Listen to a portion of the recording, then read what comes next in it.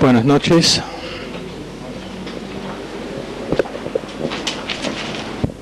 Padre, muchas gracias por este día. Te pido, Señor, que tu corazón sea transmitido a través de nuestro pastor y que tu vida, Señor, la podamos manifestar todos los días. En el nombre de Jesús. Amén. Amén. Se pueden sentar.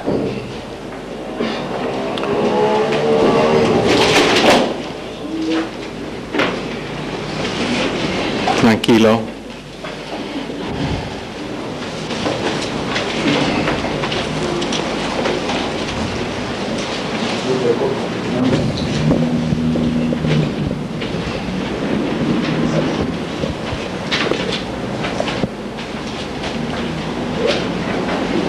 Ok, en Efesios, donde estamos.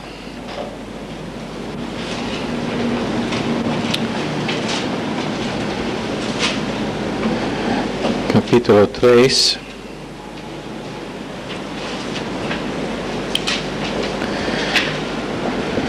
Voy a leer nuevamente la porción que estamos estudiando, empezando en verso 14.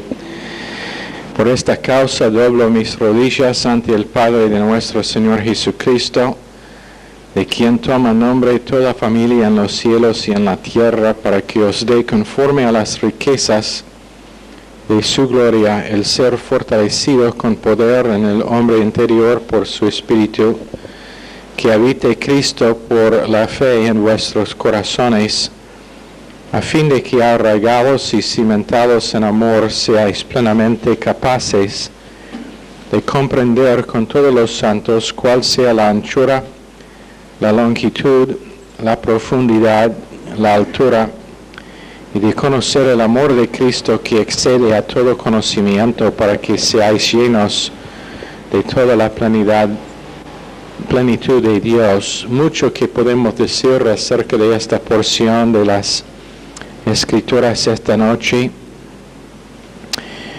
Por ejemplo, el hecho de que esto es algo que Pablo estaba diciendo, que con todos los santos comprender el hecho de que en su mente esto era la vida cristiana normal y no era algo extraño, no era algo raro, pero que todos sean de esta forma de personas siendo fortalecidos con poder en el hombre interior.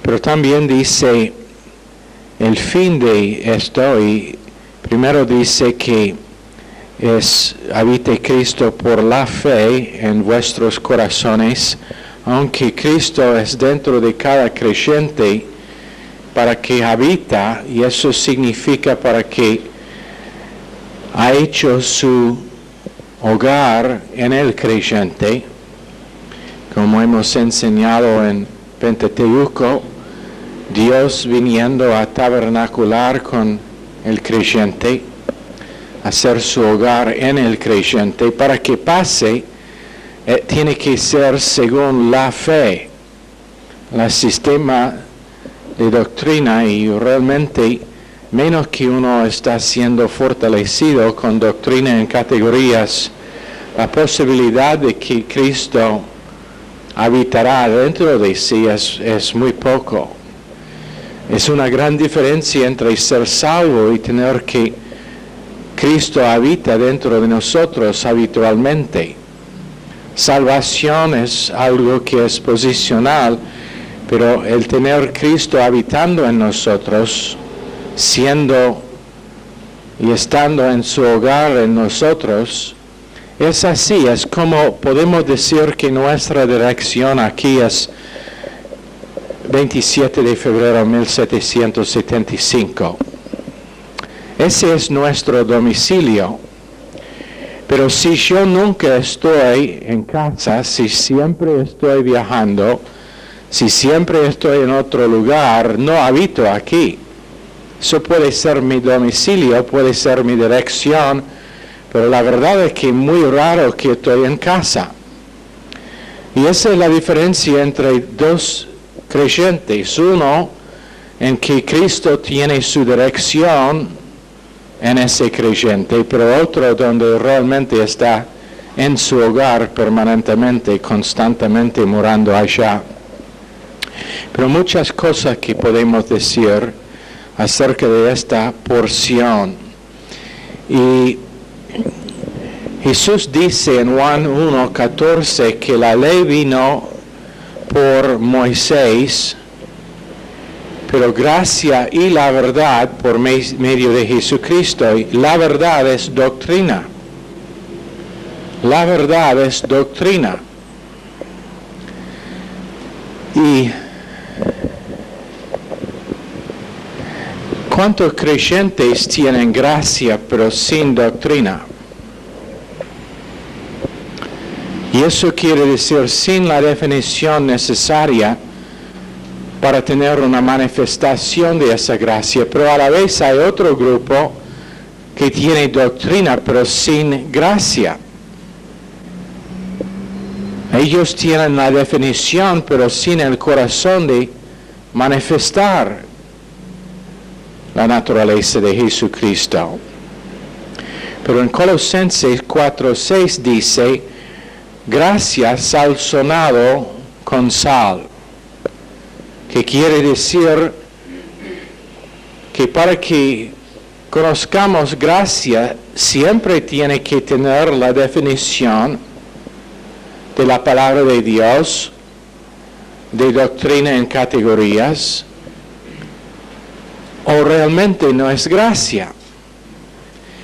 Si gracia no es la gracia que nos enseña cómo vivir, pero es nada más que un permiso para vivir en cualquier forma, no es la gracia de las Escrituras. Pero la cosa que Dios está buscando es gracia que enseña a vivir negando impiedad, viviendo vidas santas en esta era presente. ¿Y cuántas veces celo sin doctrina ha causado problemas? Mucho celo, pero sin la definición de categorías para saber cómo aplicar la palabra de Dios. Y cuántas veces alguien se encanta, está casi enamorado con un líder que nunca tiene definición, porque siempre es amable, siempre es muy suave con su enseñanza, pero no pone el otro lado de gracia, que es la gracia que da definición y restricción para vidas. Esa gracia no es gracia. Es una gracia impura. Es una gracia que no enseña la persona la naturaleza real de Dios. Muchos creyentes actúan como Dios no tiene interés en sus vidas de día en día, tanto que ellos tienen la idea de que Dios no está mirando. Y se portan como Dios, Dios no me vea. Por supuesto, si están cuestionados, van a decir que sí, saben que Dios es omnisciente, pero con sus vidas, con sus pensamientos, cuando Dios sabe su pensamiento más íntimo antes de que llega. De lejos, dice la Biblia. Pero con sus pensamientos no guardados, pensando que Dios no les vea. Y nosotros estuvimos charlando esta mañana sobre cuántas veces creyentes se preguntan por qué tienen problemas cuando no hay definición, no hay control, cuando no hay disciplina propia en sus vidas. ¿Y qué pasa? Y entonces cuando no hay la disciplina propia, Dios tiene que traer disciplina forzada para organizar la vida de la persona. Me acuerdo cuando primero empezábamos a enseñar y predicar en la iglesia de Pastor Lemos, que él dijo que, y yo siempre pienso que me honra demasiado, pero me dijo delante de toda su iglesia, este hombre ha venido para poner en orden toda parte de nuestra vida. No, el hombre no vino por eso, pero Dios sí quiere poner en orden cada parte de la vida del creyente, desde la cosa más pequeña a la decisión más importante. Pero creyentes, inclusive su pensar de ellos. Esa es la frontera final, normalmente. Es enseñando a una persona disciplina en su pensar, controlando de momento a momento su pensar, siendo disciplinado en cómo pensar, y cómo hablar y cómo actuar. Y muchas veces uno ha puesto límites en su comportamiento, pero todavía su pensar es muy desordenado. Y es allá que Dios quiere trabajar normalmente más que nada. Porque tarde o temprano la manera en que nosotros pensamos va a afectar la manera en que actuamos. Pero eso es el por qué es importante reconocer que con líderes en cualquier tipo, cualquier parte de nuestra vida, ¿se han preguntado por qué muchas veces negocios tienen problemas? ¿Sabe por qué? En muchos casos es por falta de liderazgo fuerte que sabe a poner límites con respecto a ese negocio por temor de ofender. Familias muchas veces tienen problemas porque los padres no han aprendido a poner límites con sus hijos, disciplina reforzada para que aprendan disciplina real, autodisciplina.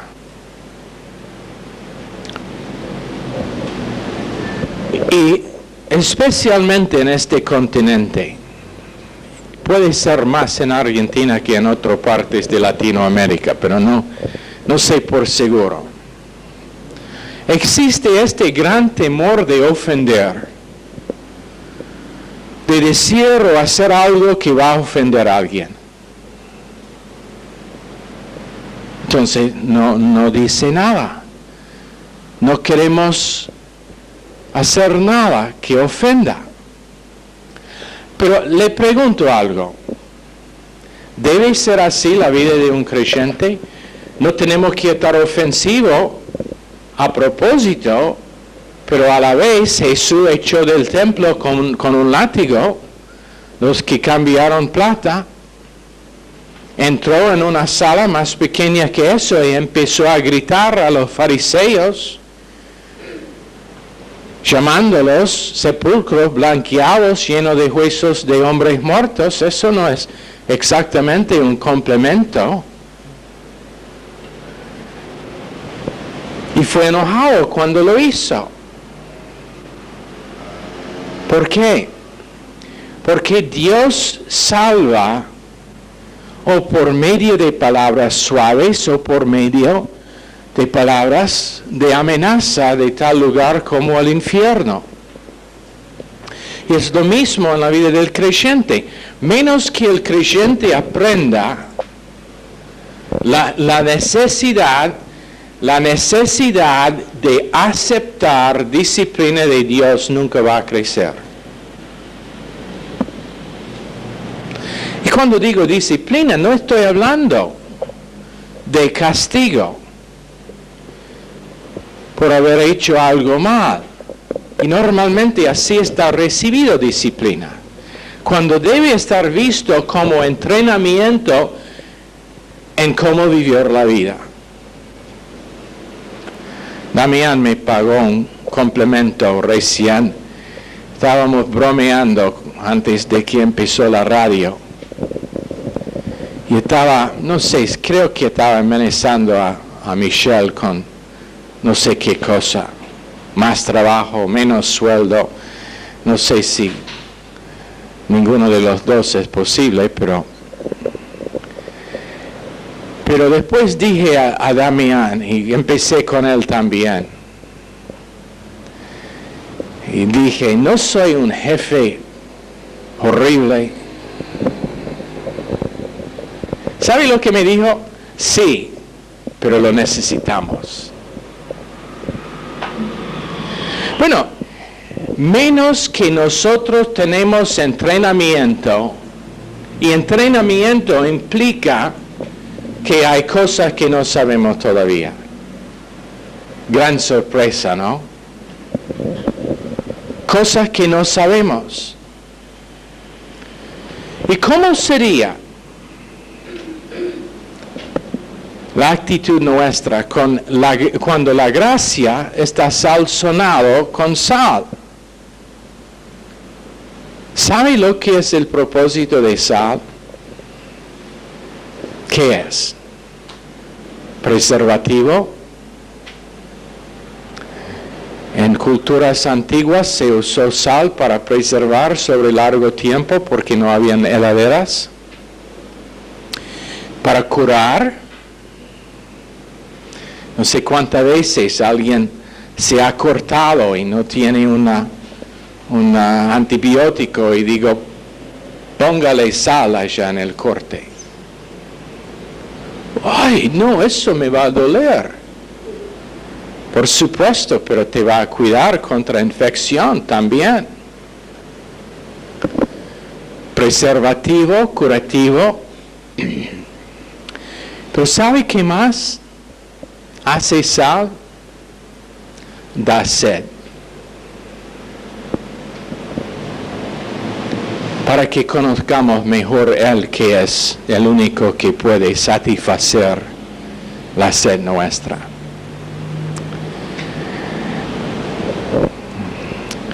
Celo sin doctrina. Jóvenes son tremendos para celo. Son tremendos para celo.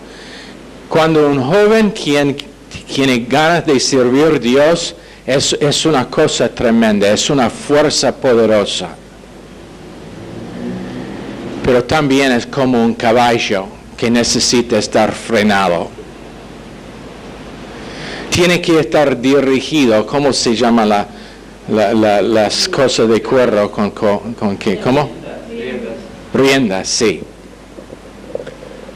¿Por qué? Gran fuerza, pero necesita estar dirigido. Yo trabajaba hace años, 1 o 2, con caballos en la selva cortando árboles. Y un caballo es un animal, un caballo de trabajo es un animal poderoso. 2 trabajando juntos pueden tirar toneladas. Había un hombre que tenía caballos, trabajaba con caballos o bueyes, no me acuerdo. Y había what's the word for crew? Un equipo del Estado construyendo una carretera. Tenían esta piedra inmensa que no se pudieron mover con la máquina. Y este hombre fue con sus bueyes, ató una cadena y de a poco empezó a mover esa piedra tremenda cuando la máquina no lo pudo hacer. Esos caballos tienen mucha fuerza, los usé para sacar árboles enteros de la selva. Pero ¿sabe qué? Si uno no se cuidaba, les podría matar por la fuerza que tenían. Tienen que estar dirigidos. Jóvenes necesitan estar dirigidos.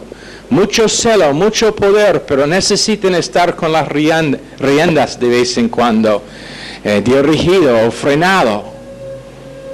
Y es cuestión de cómo responderán a esa disciplina, que determinará si su fuerza termina haciendo mucha obra, mucho trabajo, o si termina matando a alguien.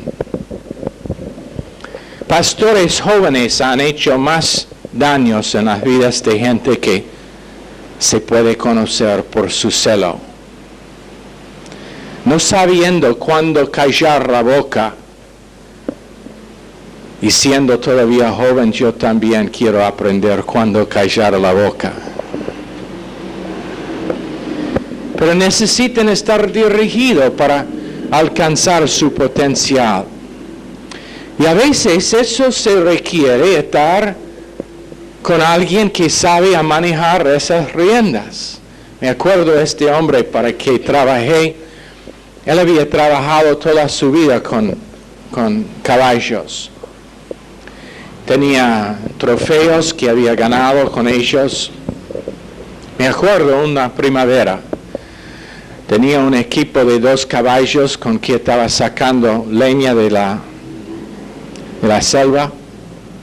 Tenía un carro montado con leña y estos 2 animales estaban bailando y jugando y no estaban trabajando juntos. Y si 2 no trabajan juntos, no pueden hacer nada. Entonces el hombre se relajó, dejó que los caballos se calmaron. Y por tener las cosas los blindadas, ¿cómo son? ¿Cómo? Cabestro, para que no vean al lado. Ellos no le podrían ver atrás sentado arriba del carro. Y ellos se calmaron y medio dormido. Él tomó las riendas ¡guau! Sobre ambos a la vez. Ellos empezaron a tirar y trabajando juntos. Él sabía cómo dirigir esos caballos para que trabajen. A veces en las vidas nuestras necesitamos a alguien que viene de atrás cuando no estamos mirando con las riendas para dar dirección. La verdad es que él amaba a esos caballos, realmente. Mirándolo como los cuidaba era como mirar a un padre con sus hijos, pero también sabía que necesitaba entrenarlos. Y eso determinará si nosotros podemos ir adelante como iglesia creciendo en madurez individual y corporal, o si estamos como cualquier otra iglesia en Rosario, bailando y jugando, pero incapaz de trabajar. Dios tiene su forma de disciplinar y de entrenar. Y tenemos que entender que la personalidad puede cambiar, pero el carácter no. Personalidad es lo que gente conoce en carácter, es lo que uno realmente es cuando está solo con Dios. Y eso es lo que importa. Nunca importa lo que nosotros pensamos que tú eres. La verdad es que no importa lo que yo pienso, no importa lo que los demás del cuerpo piensan, realmente no importa nada lo que otros piensan de ti. Lo que importa es lo que Dios sabe de ti. ¿Me entienden? Gente no nos va a evaluar para recompensa. Dios sí. Dios sí. Y entonces, ¿qué pasa cuando uno está disciplinado o enfrentado cuando no lo merece? Depende en el carácter de uno.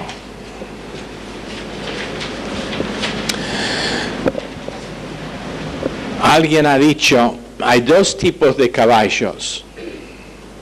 El de carrera y el tipo que se ve aquí en la calle.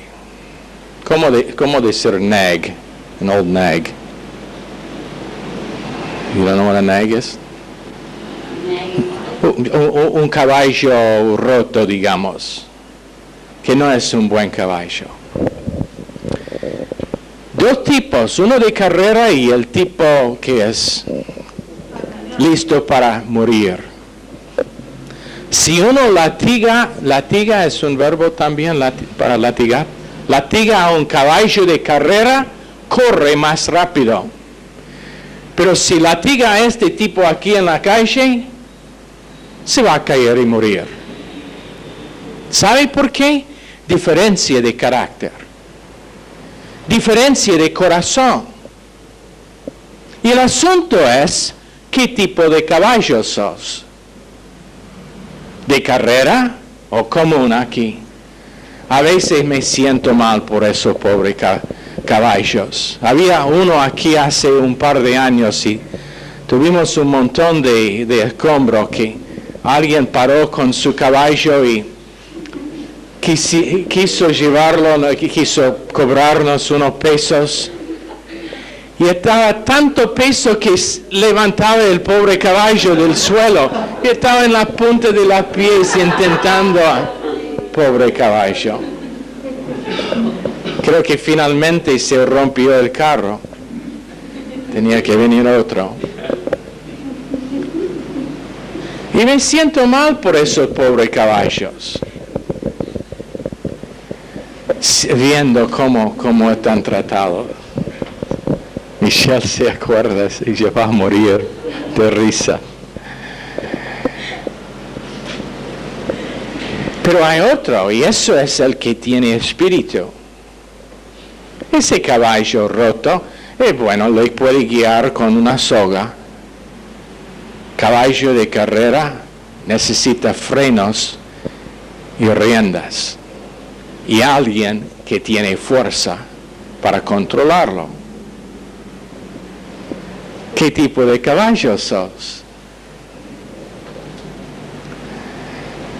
¿Cómo reacciona cuando está latigado por Dios?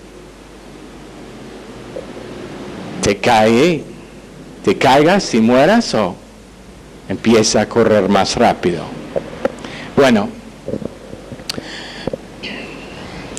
una de las cosas que en Jeremías 31, 51 y 2 y Proverbios 18, 9, Satanás usa una estrategia, un plan estratégica conocido como lumanomai.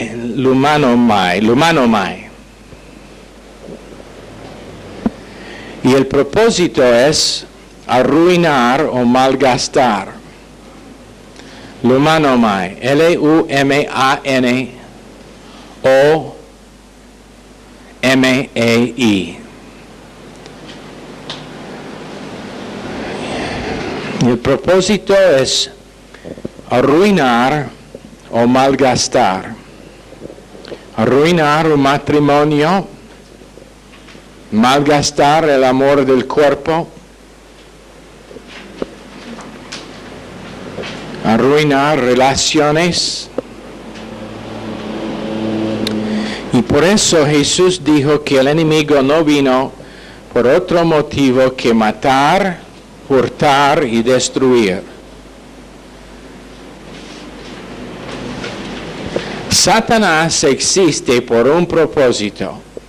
Y esta es la otra cosa que a veces creyentes simplemente no identifican.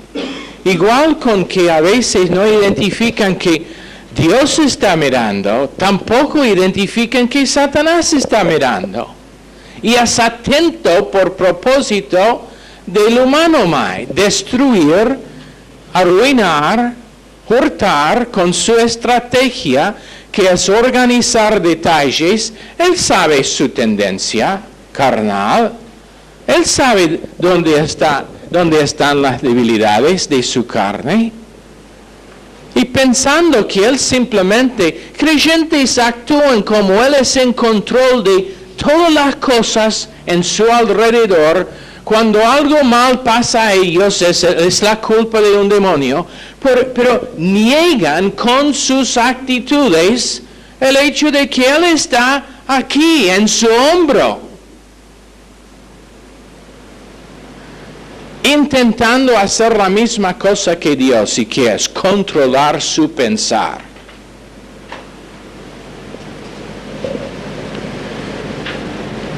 No puede poseer al creyente, pero puede influir.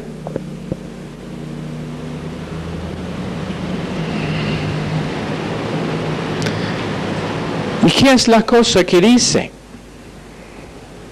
Eso no fue gracia. Eso no fue amor. Te digo algo.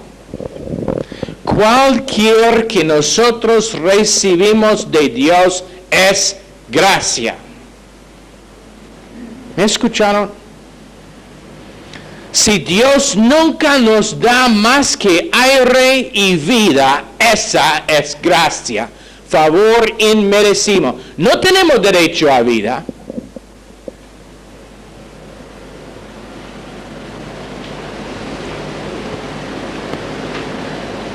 Y si es una vida de miseria en el plan perfecto de Dios, como Pablo con su espalda como carne picada en el cárcel, esa es la gracia de Dios por la vida de Pablo. Oh, pero yo pensaba que gracia significa bendición. Sí, significa bendición, pero está evaluada sobre largo plazo. La gracia hacia Pablo no tenía su definición en el hecho de que estuvo en el cárcel. Tenía su definición al fin de su vida, cuando después de tener un buen testimonio, siendo encarcelado, recibió su recompensa. Eso fue donde estaba la definición de gracia por la vida particular de Pablo, en el hecho de que él había recibido oportunidades para reinar con Cristo por medio de su sufrimiento.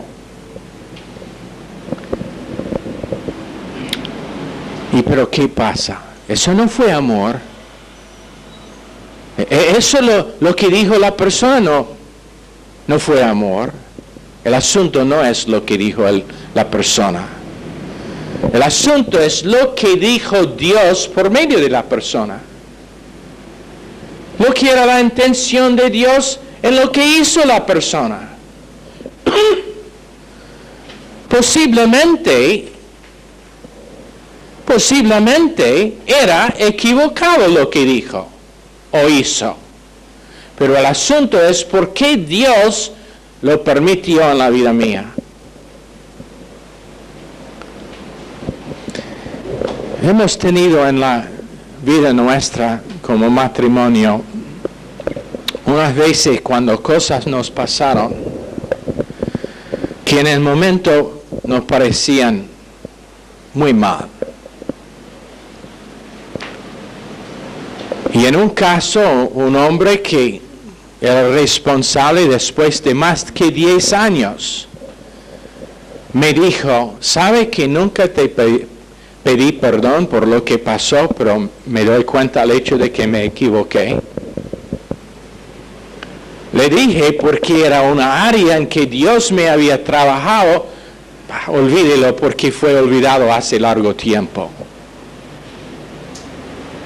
Pero ¿sabe qué? En el momento que pasó la cosa, fue algo que a nosotros ambos nos parecía horrible. Y era horrible. Era fuera de lo que debería haber pasado. Pasó por medio de un pastor. También, uno que supuestamente representaba a Dios a nosotros.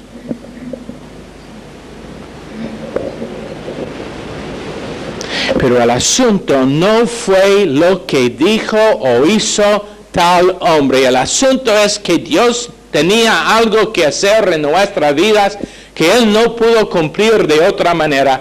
Entonces usó una persona imperfecta para producir lo que necesitaba. Pero Satanás no admite que Dios es en control de la vida del creyente. ¿Qué es que dice? Oh, pero eso no es como debe ser un creyente. Tú sabes cómo debe ser un creyente. Un cristiano no debe portarse así. ¿Sabe lo que es la pregunta mía? ¿Cuándo era la última vez que yo fui perfecto en mi comportamiento como creyente? Déjame pensar. Año 1900... No, en ese año no.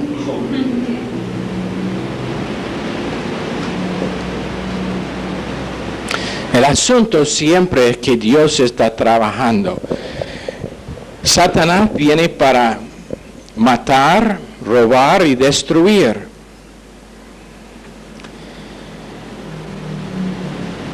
Pero Dios vino para dar plenitud de vida.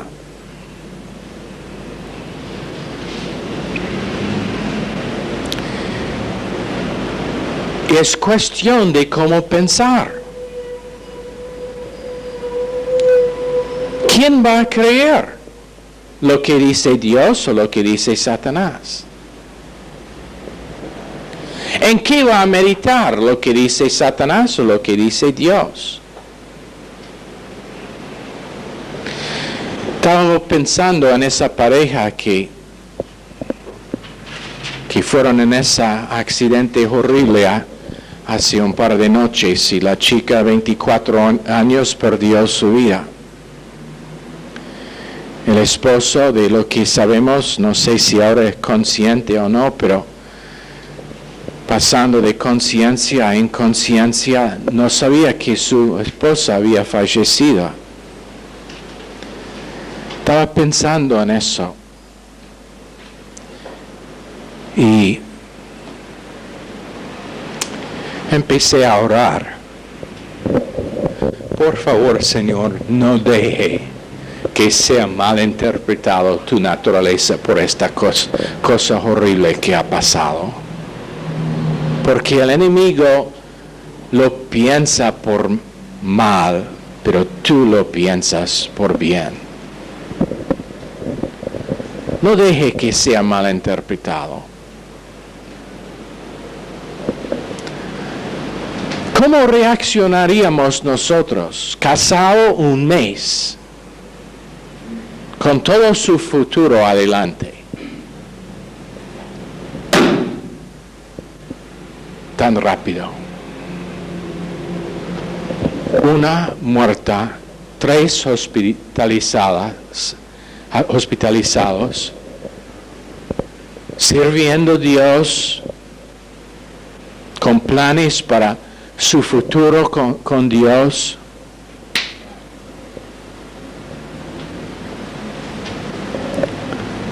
Su futuro cambiado para siempre. ¿Cómo sería la respuesta nuestra? Satanás garantizado cuando ese hombre finalmente tiene conciencia, estará ya esperando en su habitación para decirlo, esto no es justo.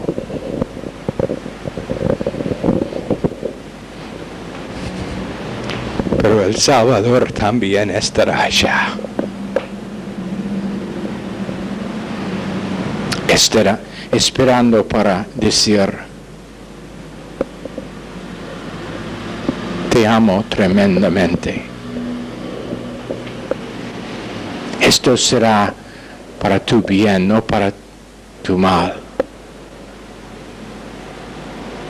Cuando primero vine a Argentina, me senté una noche con un pastor y su esposa. Y hace un poco más que un año anteriormente a esa noche, su hija se había casado con un hombre de la iglesia. Estaban ambos sirviendo al Señor. en la primera noche de su luna de miel se enfermó en el hotel. Antes de la mañana estaba muerta.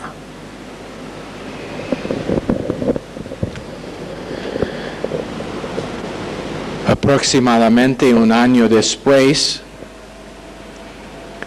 un grupo de jóvenes de esa iglesia fueron al norte para participar en un campamento, en alguna manera algo involucrado con la iglesia, y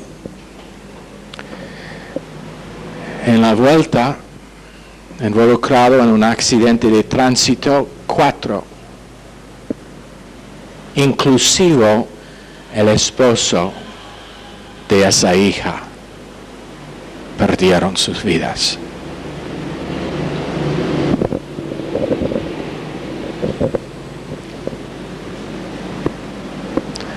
Me senté allá intentando comunicarles que esto no era para hurtar, porque esa iglesia entera estaba en muy mala condición. Primero la muerte de la hija del pastor, después la pérdida de 4 jóvenes que tenían mucha promesa por sus vidas.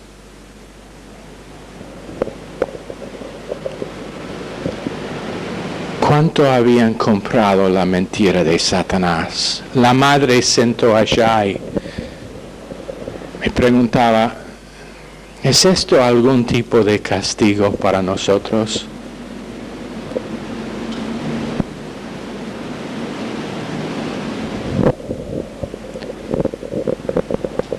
Ojalá que creyentes esta noche entendiesen que Dios simplemente no puede hacer otro que bien en sus vidas, aunque en el momento no se entienda.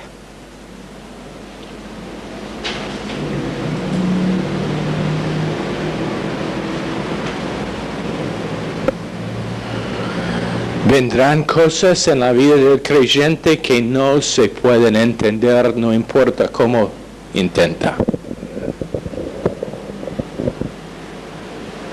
Va a ser errores en que no va a tener una explicación porque has fracasado así.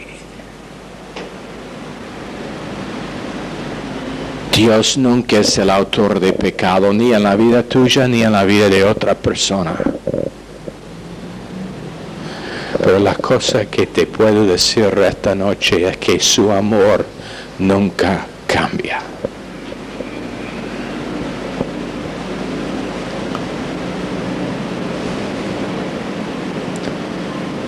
Y su deseo para su vida es que simplemente aprendas a pensar con Él con respecto a lo que te pasa.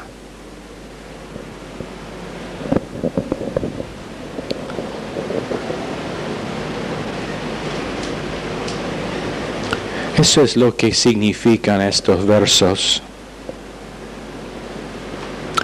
A fin de que arraigados y cimentados en amor,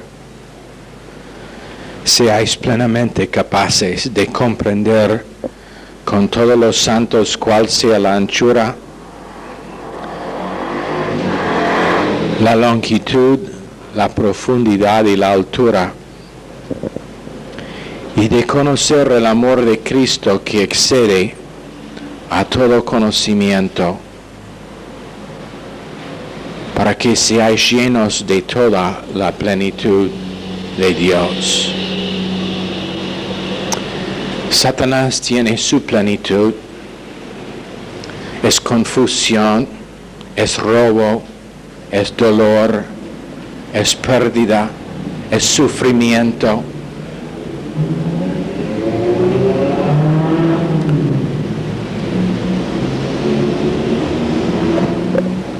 Pero la plenitud de Cristo es tanto más.